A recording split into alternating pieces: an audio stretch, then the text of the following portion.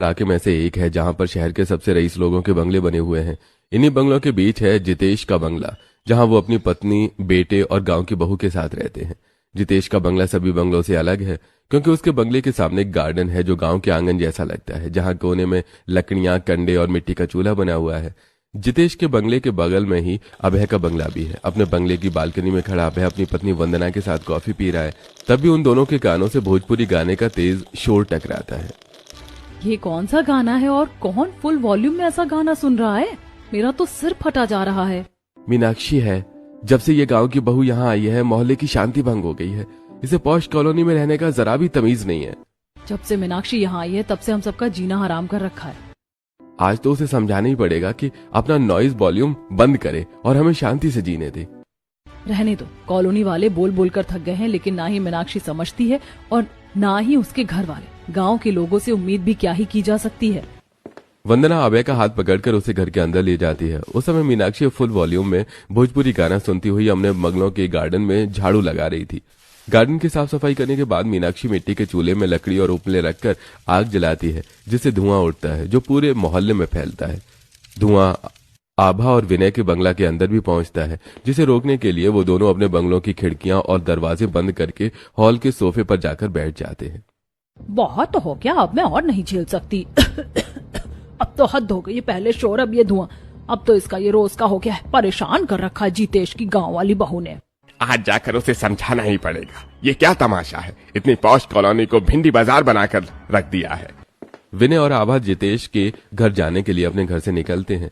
अभय और वंदना भी उनके साथ चल देते हैं। कुछ ही देर में वो चारों जितेश के बंगलों के पास पहुंचते हैं। बंगलों के गार्डन के जालीदार दरवाजे पर खड़े वो चारों गार्डन में मिट्टी के चूल्हे पर जितेश की गांव वाली बहू को पराठे सेकते हुए देखते हैं।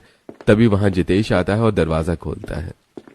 जितेश जी, आपकी गांव की बहू ने क्या तमाशा लगा रखा है? जब से आई है पूरे मोहल्ले को परेशान किया हुआ है, कभी शोर कभी काला धुआं। अरे अरे वंदना जी, गुस्सा क्यों कर रही हैं? मेरी बहू मिट्टी के चूल्हे पर खाना ही तो बना रही है। वही लकड़ी जलेगी तो थोड़ा बहुत धुआं तो होगा ही, और उसे थोड़ा बहुत म्यूजिक सुनने का शौक है बस। आपकी बहू को म्यूजिक सुनने का शौक है तो उससे कहिए हेडफोन लगाकर म्यूजिक सुने, और खाना मिट्टी के चूल्हे पर क्यों बनाना जब इतनी सुविधाएं हैं। अगर आपके पास गैस कनेक्शन नहीं है तो हमें बताइए, हम आपको गैस सिलेंडर या गैस पाइपलाइन का कनेक्शन दिलवा देंगे। मीनाक्षी उन लोगों की बातें सुनती है और हाथ में चिमटा पकड़े हुए उनके पास आती है। जब मिट्टी का चूल्हा है, लकड़ियां हैं, उपले हैं, तो फिर गैस जलाने की जरूरत क्या है? कभी कभी मिट्टी के चूल्हे में भी खाना बना लेना चाहिए। और हाँ, गैस कनेक्शन है हमारे पास, और आप लोगों की तरह गैस पाइपलाइन भी है। जब है तो इस्तेमाल करो ना। मिट्टी के चूल्हे में खाना बनाती हो, धुआं होता है, हमारे घरों में जाता है, हम सब कितना परेशान होते हैं, तुम्हें पता भी है। मुझे ज्ञान देने से पहले ना ये ना भूलो कि आप सबकी बड़ी बड़ी फैक्ट्रियां हैं जिनसे बहुत धुआं निकलता है, और बहुत लोगों को परेशानी भी होती होगी। जब आप उनके बारे में नहीं सोचते तो मैं आपके बारे में क्यों सोचूं? और हाँ, गांव में मैं ऐसे ही खाना बनाती थी, यहाँ भी ऐसे ही बनाऊंगी। आप भी खाकर देखना, मिट्टी के चूल्हे में बना खाना बहुत स्वादिष्ट होता है। अरे तुम ही खाओ अपने ये उपलों में पका हुआ खाना, हम तो गैस चूल्हे का पका ही खाना खाएंगे। मोहल्ले वाले वापस में फुसफुसाते हैं। और वंदना, जितेश जी, अपनी बहू को समझाइए, ये अब और नहीं चलेगा। मैं कोशिश करूंगा। वो सभी अपने घर वापस लौट जाते हैं। जाते जाते फुसफुसाते हैं। ना जाने इन लोगों को यहाँ बंगलो किसने बेचा। बड़े आए मुझे समझाने वाले, पहले खुद को देखो फिर मुझे समझाना। बोलती हुई मीनाक्षी वापस पराठे सेकने लगती है। अब तक तो आपको पता ही चल गया होगा कि गांव की बहू कौन है और क्यों सोसाइटी वाले उसे समझाने में नाकाम रहे। महीने के अंत में कॉलोनी के कम्युनिटी हॉल में हर महीने ऑर्गेनाइज होने वाली मीटिंग ऑर्गेनाइज होती है, जिसमें कॉलोनी के हर एक घर से एक पर्सन उपस्थित था।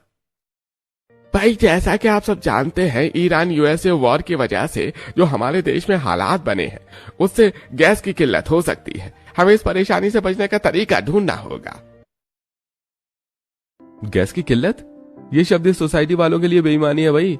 हमारे पास गैस कनेक्शन भी है, पाइपलाइन भी है, और अगर मान भी लो कि गैस की किल्लत हो भी गई तो हमारे पास इंडक्शन है, बिजली से खाना बना लेंगे। कोई और परेशानी हो तो बताओ, जिसका सोल्यूशन हम निकालने की कोशिश कर सकते हैं। इस समय तो फिलहाल कॉलोनी की असली परेशानी जितेश जी की गांव की बहू है। उसने हमारा जीना हराम कर दिया है। सब लोग जितेश को घूरने लगते हैं। सही कह रही वंदना, अब हमें फैसला करना होगा कि जितेश और उसके परिवार को कॉलोनी में रहने देना है या नहीं। देखिए, यह कॉलोनी जितनी आपकी है उतनी हमारी भी है। हमारे भी कुछ अधिकार हैं। अब आपको पसंद हो या ना हो, हम अपने तरीके से ही रहेंगे। और हाँ, मेरी बहू कुछ गलत नहीं कर रही है। अरे भाई जितेश जी, ये पहली बार नहीं है जब आपकी बहू को लेकर लोगों ने शिकायतें की हैं। भाई इससे पहले भी कई बार हो चुका है। आप अपनी बहू को समझाइए, नहीं तो मजबूरन मुझे कोई कदम उठाना पड़ेगा, कॉलोनी का सेक्रेटरी होने के नाते। मीटिंग खत्म होते ही सब लोग अपने अपने घर वापस आ जाते हैं।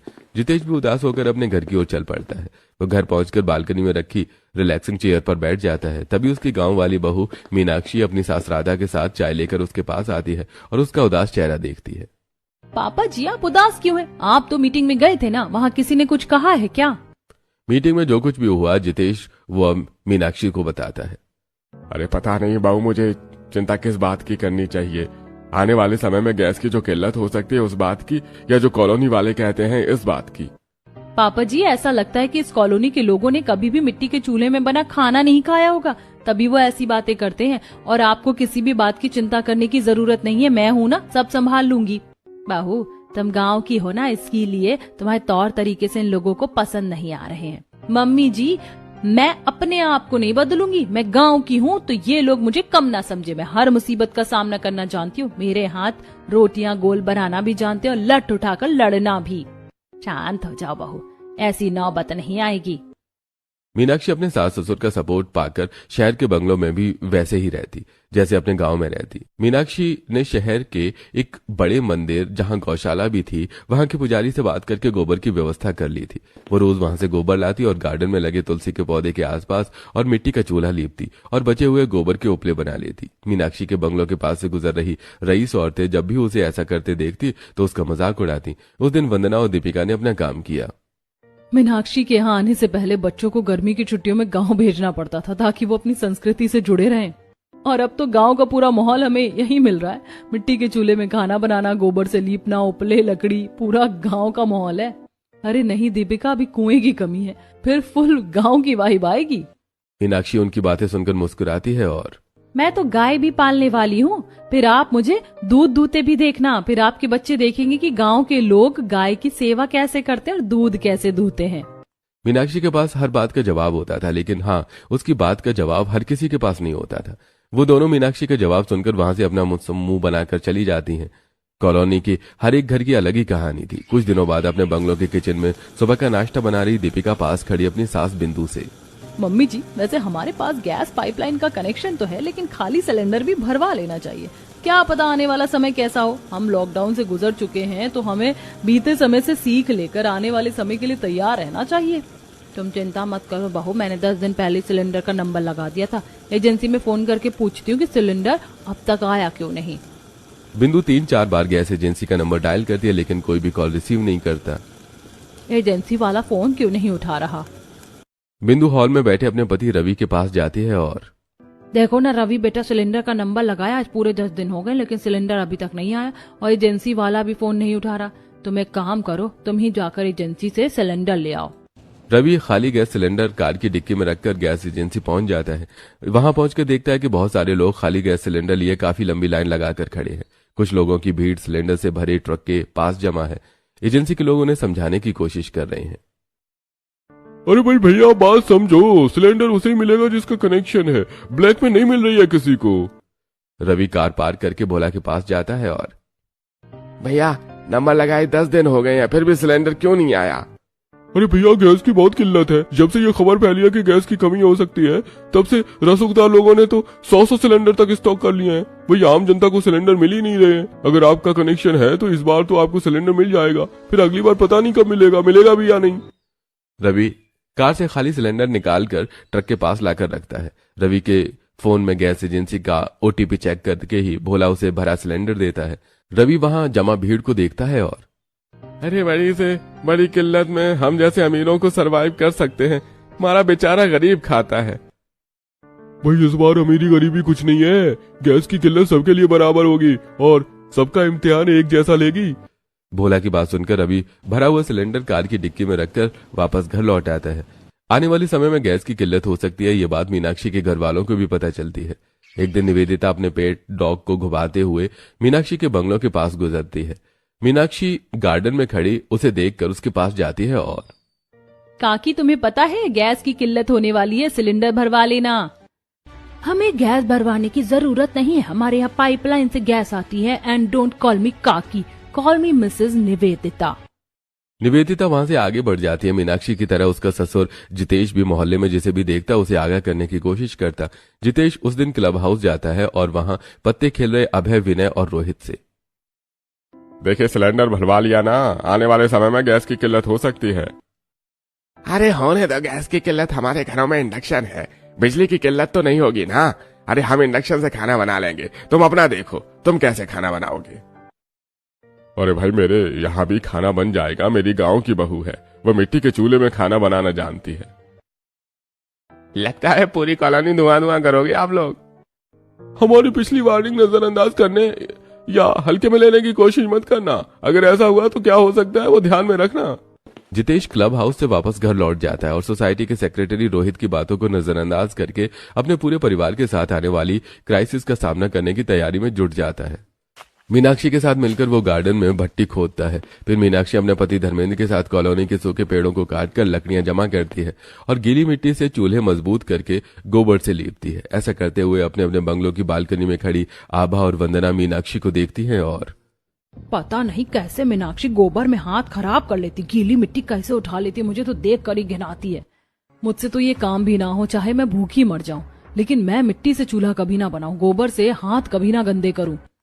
मीनाक्षी उनकी बातें सुनती हैं और मैं गांव की हूँ, मैं मिट्टी में पैदा हुई हूँ, मिट्टी में ही मिल जाऊंगी, तो मिट्टी से कैसे घिन कर सकती हूँ। जिस समय मीनाक्षी आने वाली क्राइसिस का सामना करने की तैयारी कर रही थी, उस समय कॉलोनी के सभी लोग गैस पाइपलाइन, गैस सिलेंडर और इंडक्शन के भरोसे निश्चिंत बैठे थे। कुछ दिनों बाद वंदना सुबह उठकर किचन में जाती है, ऑटोमेटिक चूल्हे की नॉब घुमाती है लेकिन गैस नहीं जलती। फिर वो माचिस की तीली जलाती है, फिर भी गैस नहीं जलती। गैस नहीं आ रही है। वंदना हॉल में बैठे अखबार पढ़ रहे अभय के पास जाती है। पाइपलाइन में गैस नहीं आ रही, एजेंसी को फोन लगाओ तो। अभय टेबल पर रखा फोन उठाता है और 4-5 नंबर डायल करने के बाद एजेंसी वाला भोला फोन उठाता है। अभय कुछ बोल पाता है उससे पहले ही उसे भोला का जवाब मिल जाता है। अरे भाई गैस की बहुत किल्लत है, पूरे शहर में गैस कटौती शुरू हो गई है, ये किल्लत कब तक रहेगी नहीं पता। इतना बोलकर भोला फोन डिस्कनेक्ट कर देता है। अरे उन्हें कटौती शुरू कर दी है भाई, लेकिन घबराने वाली कोई बात नहीं है, हमारे पास इंडक्शन है ना, आपसे इंडक्शन में खाना बनेगा। अबे स्टोर रूम से इंडक्शन चूल्हा, इंडक्शन कुकर और बाकी के बर्तन निकालकर किचन में रखता है और वंदना इंडक्शन प्लग इन करके चाय बनाती है। कॉलोनी के जिस घर में सिर्फ गैस पाइपलाइन का कनेक्शन था, उस घर में अभय के घर की तरह इंडक्शन निकल चुके थे और जिन घरों में सिलेंडर भी थे उन घरों में खाना पहले जैसा ही बन रहा था। वैसे मीनाक्षी के घर में दोनों ही थे, वो तो शौकिया तौर पर मिट्टी के चूल्हे में खाना बनाती है। एक दिन मॉल में सब्जी खरीद रही मीनाक्षी की मुलाकात वंदना से होती है। वंदना जी, मेरे घर की गैस खत्म हो जाएगी तो मैं मिट्टी के चूल्हे पे खाना बना लूंगी, आप कैसे बनाओगी? मैं तुम्हारी तरह गांव वाली नहीं हूँ, मेरे पास दूसरे ऑप्शन है। मेरे पास इंडक्शन है, बिजली से चलने वाला, बस एक बटन दबाओ फटाफट खाना बन जाता है। ये बढ़िया है, तुम भी क्यों नहीं ले लेती? ओह, मैं तो भूल ही गई थी कि तुम तो गांव की हो, तुम्हें तो इंडक्शन का मतलब ही नहीं पता होगा। मीनाक्षी वंदना की बात का जवाब नहीं देती। वो दोनों सब्जियां खरीद कर अपने अपने घर चली जाती हैं। कुछ दिनों बाद एक एक करके कॉलोनी के हर एक घर के गैस सिलेंडर खत्म हो जाते हैं और वो सभी इंडक्शन चूल्हे पर शिफ्ट कर लेते हैं और मीनाक्षी मिट्टी के चूल्हे में खाना बनाना शुरू कर देती है।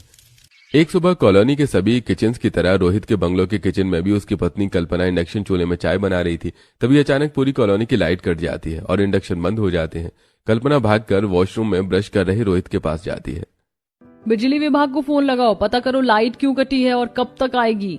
ब्रश करता हुआ रोहित वॉशरूम के बाहर आकर बेड में रखा फोन उठाता है और बिजली विभाग की लैंडलाइन पर कॉल कर लेता है। आभा और विनय के घर में इन्वर्टर लगा हुआ था। जिस समय लाइट कटी उस समय हॉल में बैठे चाय पीते हुए आभा और विनय टीवी पर न्यूज देख रहे थे। ईरान और यूएसए वॉर का असर पूरी दुनिया पर हुआ है, हम भी उसके असर से अछूते नहीं है।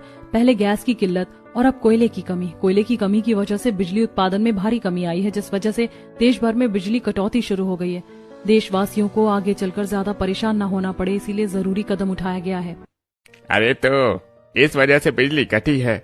यही बात बिजली विभाग से रोहित को पता चलती है और वो कल्पना से बताता है। रोहित की बात सुनते ही कल्पना बेड पर बैठ जाती है और अब खाना कैसे बनेगा, बच्चे क्या खाएंगे? तभी मीनाक्षी के मिट्टी के चूल्हे का धुआं उनके घर में आता है। एक तो मैं पहले से ही बहुत परेशान हूँ और ऊपर से ये धुआं, मैं अब और टॉलरेट नहीं कर सकती। अरे भाई आज फैसला होकर ही रहेगा इस कॉलोनी में, या तो मीनाक्षी का धुआं रहेगा या वो। रोहित और कल्पना की तरह ही वंदना, अभय, दीपिका, रवि, आभा और विनय भी गुस्से से तमतमाते हुए मीनाक्षी के बंगलों पहुंचते हैं और जालीदार दरवाजे से मीनाक्षी को मिट्टी के चूल्हे पर रोटियां सेकते हुए देखते हैं। चूल्हे की आग से उसका चेहरा दमक रहा है, धुआं अब भी उठ रहा है, पर धुएं का उसके चेहरे पर कोई असर नहीं दिख रहा है। मीनाक्षी उन्हें देखती है और अरे आप सब एक साथ यहाँ, अब आ ही गए हो तो एक एक रोटी खाकर ही जाना। भाई हम यहाँ रोटी खाने नहीं आए हैं, हम तुम्हें ये बताने आए हैं कि अब या तो मोहल्ले में ये धुआं रहेगा या तुम रहोगी। मीनाक्षी का पूरा परिवार उन लोगों को देखकर पहले ही वहां जा चुका था। वो सभी दरवाजे के पास जाते हैं और देखिए तुम सब गुस्सा क्यों करते हो, लगता है तुमने न्यूज नहीं देखी। न्यूज देखी होती तो ऐसा नहीं बोलती। ना गैस है ना बिजली है तो खाना कैसे पकेगा, तुम ही बता दो। मेरी बहू तुम्हारे बताए तरीके से खाना पका लेगी। उसकी बात सुनकर सब खामोश हो जाते हैं, लेकिन अरे मेरे घर पर इन्वर्टर लगा है और इंडक्शन भी है। अपनी बहू को आटा दाल चावल लेकर मेरे घर भेज देना, वो इंडक्शन चूल्हे पर खाना पका लेगी। धर्मेंद्र विनय का कुछ देर तक मुंह देखता रहता है और फिर जोर से हंसता है। अरे चाचा जी, इन्वर्टर चार्ज करने के लिए भी बिजली चाहिए, तो आप ही बताओ कितनी बार खाना बनेगा आपके घर में। उन लोगों के पास धर्मेंद्र और जितेश की बात का कोई भी जवाब नहीं था। वो सभी गुस्से और बेबसी में वापस लौट जाते हैं। सभी कॉलोनी वाले घर पहुंचकर रात का बचा हुआ खाना या पैकेज्ड फूड जैसे बिस्किट, चिप्स या फिर दूसरे स्नैक्स खाकर गुजारा करते हैं। दोपहर से शाम हो जाती है, सूरज ढलने वाला होता है, लेकिन लाइट नहीं आती। धीरे धीरे सूरज आसमान से गायब हो जाता है और अंधेरा पूरी कॉलोनी को, पूरे शहर को अपने आगोश में ले लेता है। जो कॉलोनी एक शाम पहले तक अंधेरा होते ही रंग बिरंगी लाइटों से जगमगाने लगती थी, उसी कॉलोनी के बंगलों अब अंधेरे के आगोश में है। हर एक बंगलों में सिर्फ एक मोमबत्ती जल रही है। अपने बंगलों के हॉल में मोमबत्ती की रोशनी में टॉय कार से खेल रहा रिंकू सोफे पर बैठे अपने मम्मी पापा दीपिका और रवि के पास जाता है। अम्मा बहुत भूख लगी है, खाना दो ना। दीपिका टिंकू को चॉकलेट देती है और रवि की तरफ देखकर, ना गैस है ना बिजली, अब खाना कैसे बनेगा। आखिरी चॉकलेट भी मैंने टिंकू को दे दिया, वो खाना मांगेगा तो मैं उसे क्या दूंगी। न जाने ये गैस की किल्लत कब खत्म होगी। रेस्टोरेंट भी सब बंद पड़े होंगे, नहीं तो हम रेस्टोरेंट से खाना मंगवा लेते। तभी अंधेरे में डूबे रवि को मीनाक्षी के आंगन में जल रहे मिट्टी के चूल्हे की आग में उम्मीद की रोशनी दिखाई देती है। लगता है अब हमें वो करना होगा जो हम कभी भी नहीं करना चाहते थे। क्या? आओ मेरे साथ। दीपिका और टिंकू को अपने साथ लेकर रवि अपने घर के आंगन में मिट्टी के चूल्हे में बड़े से बर्तन में खिचड़ी बना रही मीनाक्षी के पास जाता है। उस रात न जाने क्यों गार्डन का दरवाजा खुला हुआ था, जिस वजह से उन लोगों के वहां पहुंचने से पहले ही लगभग सभी कॉलोनी वाले वहां अपने बच्चों के साथ पहुंच चुके थे, लेकिन उनमें से कोई भी मीनाक्षी को कुछ बोल नहीं रहा था। मीनाक्षी भी ऐसे बर्ताव कर रही थी जैसे उसका ध्यान सिर्फ चूल्हे की आग जलाने में हो। आखिरकार दीपिका पहल करती है। मैं क्या कह रही थी? चूल्हे से नजरें हटाए बिना, हाँ बोलो ना, आज पहली बार आपने इतने प्यार से बात की। आपको कोई काम है क्या? नजरें झुकाए हुए, सिर्फ दीपिका को ही नहीं, आज हम सबको तुमसे काम है। वंदना अपनी बेटी कुमुद के सिर में हाथ फेरती है और बच्चे भूखे हैं।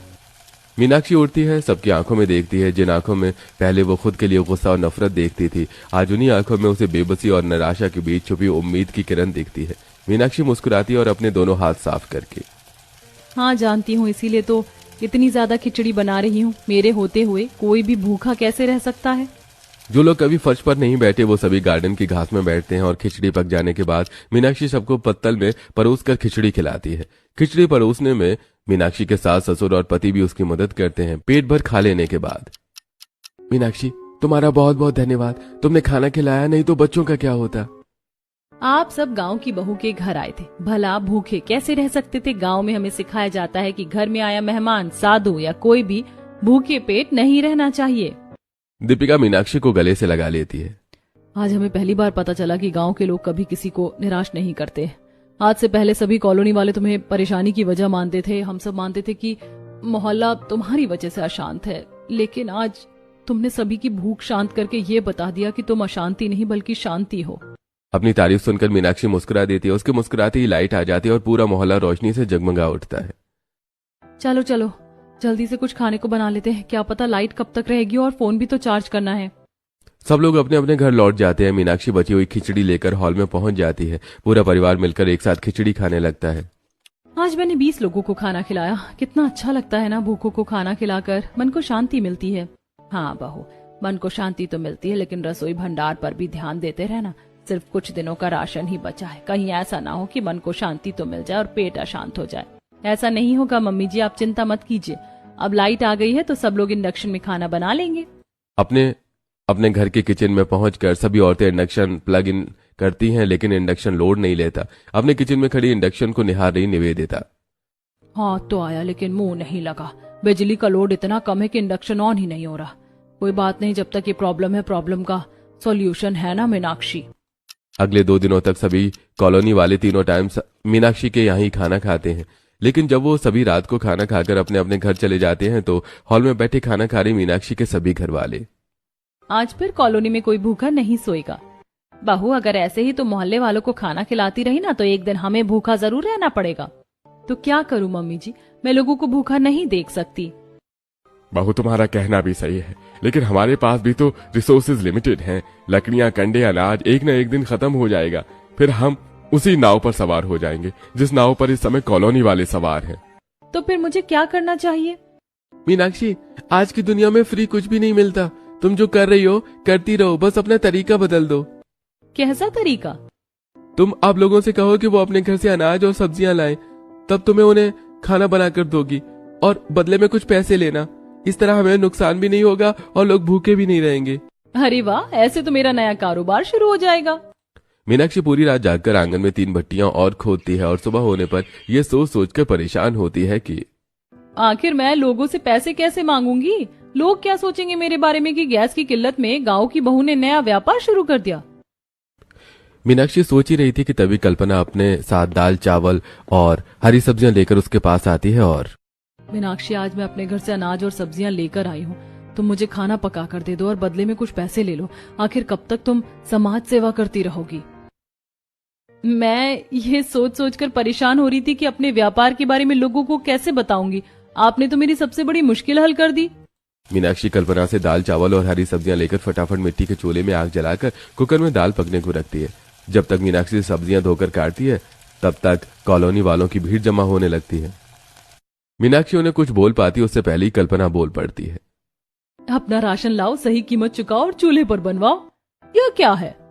कल्पना का सपोर्ट पाकर मीनाक्षी आत्मविश्वास से भर जाती है और सबके सामने सीना ताने खड़ी होकर, मेरा नया व्यापार, मैं आप लोगों को रोज रोज फ्री में खाना नहीं खिला सकती। आप लोगों के पास साधन है लेकिन ईंधन नहीं है, मेरे पास ईंधन है लेकिन साधन सीमित है। तो आप अपना साधन लाइए, ईंधन मैं दूंगी और उसके बदले कुछ पैसे लूंगी।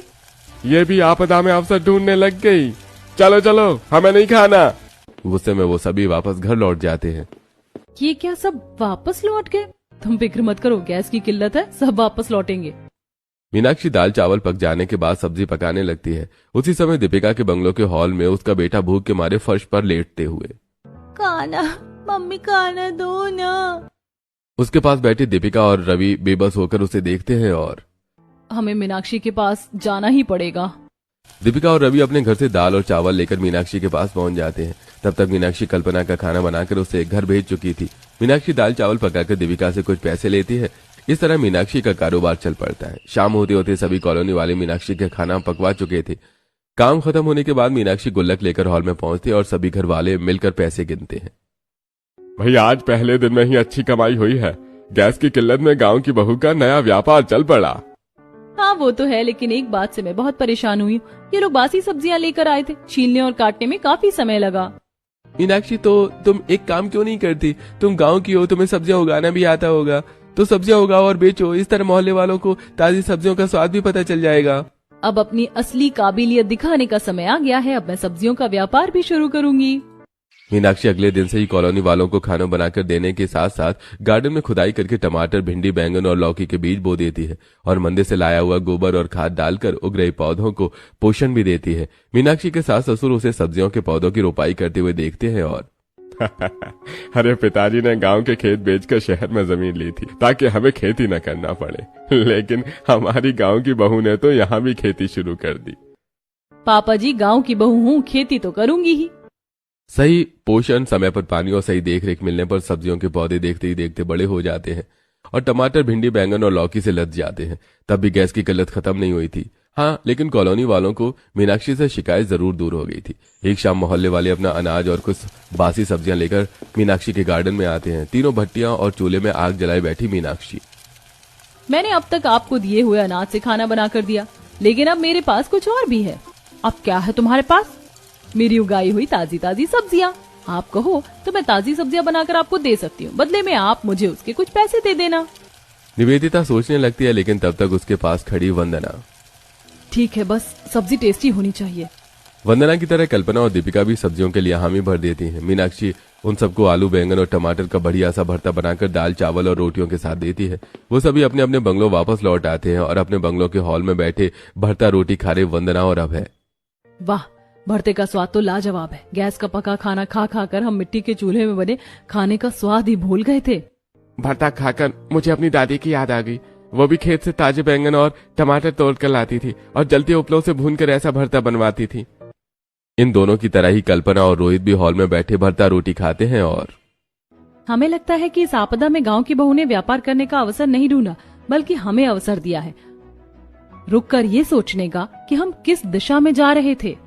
भाई लकड़ी की धीमी आंच में पका खाना खाकर समझ में आ रहा है कि गांव के लोगों को बीपी, शुगर, थायराइड और गैस जैसी गंभीर बीमारियां क्यों नहीं होती। खाने और मीनाक्षी की तारीफ करते हुए वो सभी खाना खाते हैं और फिर 2 दिन बाद हर महीने कम्युनिटी हॉल में ऑर्गेनाइज होने वाली मीटिंग ऑर्गेनाइज होती है, जिसे कॉलोनी के हर एक घर से एक मेंबर अटेंड करता है। मीनाक्षी पहली बार वो मीटिंग अटेंड कर रही थी। वो सहमी हुई कोने की चेयर पर बैठी हुई थी। पता नहीं मम्मी पापा ने मुझे इस मीटिंग में क्यों भेज दिया। पता नहीं ये लोग मुझे क्या कहेंगे। तभी पोडियम में खड़ा रोहित बोलना शुरू करता है। गैस की किल्लत की वजह से कौन कौन सी परेशानियां हो सकती हैं, यह हमें नहीं पता, क्योंकि जिस समय पूरा देश गैस की किल्लत का सामना कर रहा है उस समय हम पेट भरकर खाना खा रहे हैं, गांव की बहू के नए व्यापार की वजह से। पूरा कम्युनिटी हॉल तालियों की गड़गड़ाहट से गूंज उठता है। निवेदिता खड़ी होती है और बात सिर्फ खाने तक सीमित नहीं रही, बल्कि उससे भी आगे की है। मीनाक्षी के नए व्यापार की मैं सबसे बड़ी विरोधी रही हूँ। मुझे उसका व्यापार बिल्कुल भी पसंद नहीं आया था, लेकिन अब मैं समझ गई हूँ कि मैं गलत थी। मैं नहीं जानती थी कि मीनाक्षी को उसके नए व्यापार से कितना प्रॉफिट हुआ या कितना लॉस हुआ, लेकिन इतना जरूर बता सकती हूँ कि मुझे बहुत प्रॉफिट हुआ और मेरी हेल्थ इंप्रूव हुई है। अपनी तारीफ सुनकर मीनाक्षी खुशी से फूली नहीं समा रही थी। मीटिंग खत्म होने के बाद वो अपने घर वापस लौट जाती है। घर पहुंचकर मीनाक्षी सब्जियों की सिंचाई करने लगती है और उसके दिमाग में एक और आइडिया आता है। फिर शाम को जब सभी कॉलोनी वाले उसके पास राशन लेकर पहुंचते हैं तो आज खुश तो बहुत होगी तुम निवेदिता जी ने तुम्हारी तारीफ जो की है। हाँ वो तो हूँ, लेकिन उन्होंने मुझे एक और व्यापार करने के लिए प्रेरित कर दिया है। कैसा व्यापार? मैंने सोचा कि आप लोग मिट्टी के चूल्हे में बना खाना और मेरी उगाई ताजी सब्जियां तो खा ही रहे हैं, तो क्यों ना मैं आपको अपनी तरह चूल्हे में खाना बनाना और सब्जियां उगाना सिखा दूं। हम सब ये कैसे सीख पाएंगे और सब्जियां कहाँ उगाएंगे? आप सबके बंगलों में टेरेस तो है ही और बैकयार्ड भी है। जैसे आप सभी फूलों के पौधों की देखभाल करती हैं, वैसे ही सब्जियों के पौधों की देखभाल करनी होगी। बस खाद पानी समय पर देते जाइए और बदले में आपको सब्जियां मिलेंगी। बीज कैसे बोना है और पौधों की देखभाल का तरीका मैं आपको सिखा दूंगी। हाँ, हमें तो सब्जी मिल जाएगी, बदले में तुम्हें क्या मिलेगा? मैंने नया व्यापार शुरू किया है तो आप लोगों से फीस लूंगी और मिट्टी के चूल्हे में खाना बनाना भी सिखा दूंगी। ये भी सही है। उस दिन के बाद कॉलोनी की सभी औरतें और कुछ आदमी भी मीनाक्षी के गार्डन में ही सब्जियां उगाना, उनकी देखभाल करना और मिट्टी के चूल्हे में खाना बनाना सीखते हैं। कुछ दिनों बाद वो सभी लगभग सब कुछ सीख चुके थे। एक रात मीनाक्षी ढेर सारे कंडे जलाकर सभी औरतों के साथ मिलकर दाल और बाटी बनाती है और जल रहे अंगार के इर्द गिर्द बैठकर सभी कॉलोनी वाले एक साथ मिलकर खाते हैं। भाई ये तो गांव जैसे है, ऐसे खाना बहुत सालों बाद खाया है। अब पता चला कि गांव के लोगों में अब भी एकता क्यों है। शहर में आकर हम अपने अपने में इतने व्यस्त हो गए कि लोगों की भीड़ में रहकर भी हम अकेले रह गए। गांव में हम ऐसे ही हर मुसीबत का सामना मिलकर करते हैं। मुसीबत कैसी? अरे भूल गई क्या, गैस की किल्लत चल रही है। अरे आपकी गांव की बहू के नए व्यापार में तो ऐसा महसूस होने ही नहीं दिया कि गैस की किल्लत है। गैस की किल्लत में गांव की बहू का नया व्यापार शुरू ना होता तो हम बहुत परेशान हो जाते। गैस की किल्लत से गांव की बहू के नए व्यापार में हम सबको बचा लिया।